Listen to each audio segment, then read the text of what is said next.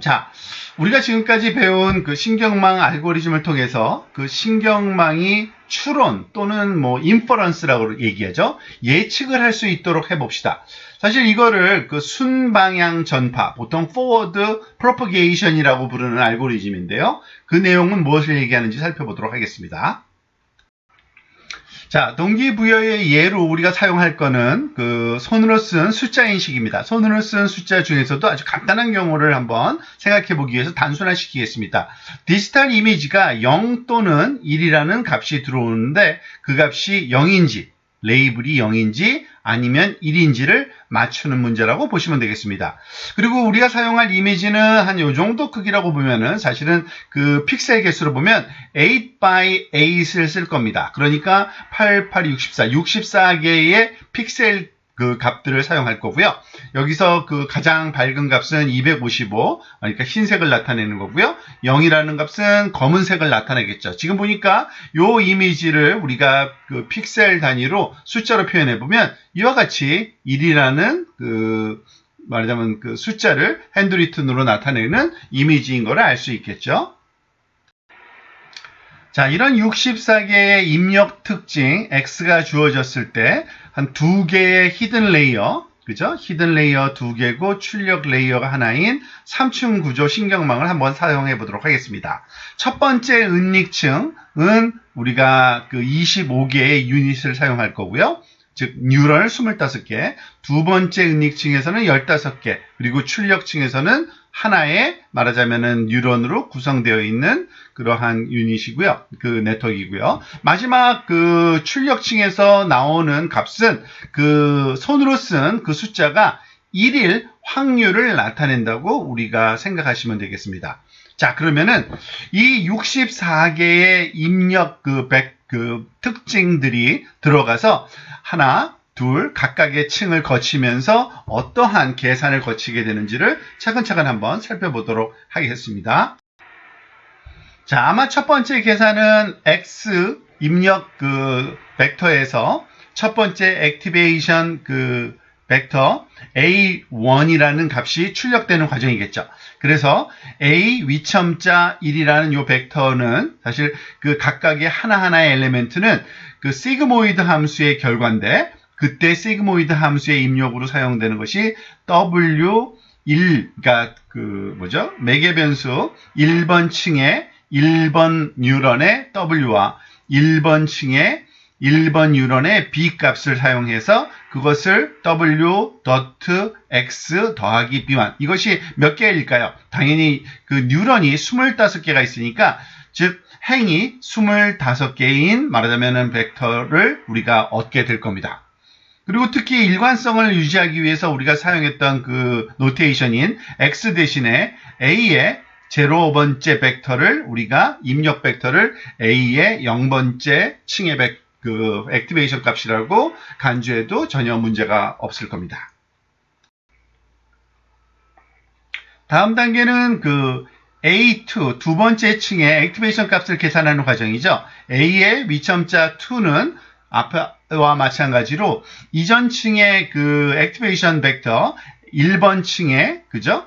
A1의 액티베이션 벡터와 해당 층 그 2번 층의 그 첫 번째 유닛에 해당되는 매개 변수 W 벡터와의 덧 프로덕트 더하기 B1, 2 이런 식으로 계산되고요. 이 그 유닛은 15개가 있는 관계로 그 W1부터 W15까지 B도 B1부터 B15까지 15개가 계속적으로 활용된다는 것을 우리가 알 수 있습니다. 자, 마지막 단계는 그 출력층에서 A3를 계산하는 과정이죠. A3는 3번 층에서의 액티베이션 값인데요. 뉴런이 하나인 관계로 사실은 그 파라미터도 W1, B1 하나뿐이 없고 없을 경우에는 사실 생략도 가능합니다. 어쨌든 그 일관성을 유지하기 위해서 여기 써줬는데요. 이전 액티베이션 벡터인 그 A2 벡터 그 덧 프로덕트 W3 벡터와의 덧 프로덕트 더하기 B3 값을 이렇게 더해주고 그것의 결과를 아까와 마찬가지로 시그모이드 함수의 말하자면 결과로 얻어지면 이 A3가 얻어지고요. 추가적으로 이건 옵션인데요. 써도 되고 안 써도 되는 거죠. 즉, 그 임계값을 두고서 임계값보다 크면은 1이라는 그 카테고리로 임계값보다 작으면 0이라는 카테고리로 yes 또는 no의 값으로 이미지가 값이 1인지 아니면 1이 아닌지를 평가하는 이러한 추가적인 단계도 넣을 수가 있습니다. 자, 그래서 x가 들어가면요, 입력 벡터가 들어가면 a1이라는 첫 번째 층의 액티베이션 벡터가 얻어지고요. 그리고 이것이 두 번째 층으로 들어가면 a2라는 두 번째 층의 액티베이션 벡터가 얻어지고 마지막 세 번째 그 층에 여기서는 출력층에 해당되는데 액티베이션 벡터 또는 액티베이션 스칼라 밸류가 얻어짐으로써 결과를 얻게 됩니다.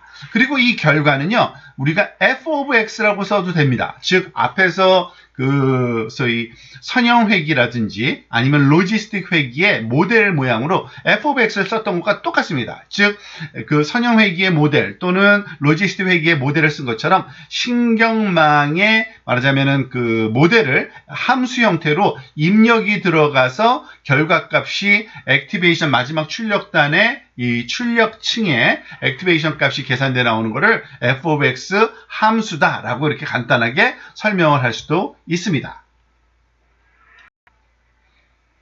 자, 이때 이루어지는 계산이 왼쪽에서 오른쪽으로 이런 방향으로 이루어지는 걸 알 수 있습니다. 즉, x가 들어가서 a1, a2, a3로 즉 이렇게 숫자가 하나씩 층이 증가하는 방향으로 오른쪽으로 계산되는 이 과정을 우리가 보통 forward propagation, 우리말로는 뭐 순방향 전파라고 우리가 보통 번역을 합니다. 순방향 전파.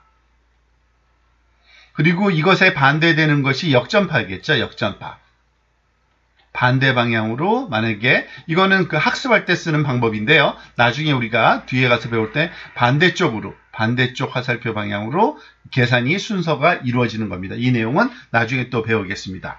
자, 그리고 뭐 일반적으로 지금 여기에 간단한 얘기긴 합니다만 그 히든 레이어의 개수가 그 처음에 시작할 때 25개, 15개, 1개 점점점 줄어들고 있죠. 그래서 보통 출력단으로 갈수록 그 사용되는 각 층에 사용되는 그 뉴런의 개수를 점차 줄여서 가는 것이 보통 일반적인 예라고 볼 수 있는데 더 많은 예는 우리가 앞에서 다른 예에서 이제 나중에 비디오에서 또 실습 과정에서 많이 살펴보도록 하겠습니다.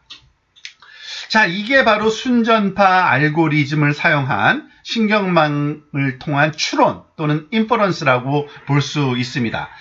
즉 이런 방법을 쓸 때는요, 사실 인터넷상에서 누군가가 훈련시켜 놓은 그 신경망 매개 변수를 다운로드할 수 있다면 그 다운로드된 신경망을 가지고 새로운 데이터를 입력해서 그 데이터의 결과값을 우리가 추론 또는 인퍼런스를 할 수 있게 되는 거죠. 자, 그런 과정의 수학적인 말하자면은 그 배경과 그리고 알고리즘을 살펴봤는데 이제 실제로 이걸 텐서플로우를 가지고서 어떻게 구현할 수 있는지 다음 영상에서 이제 차근차근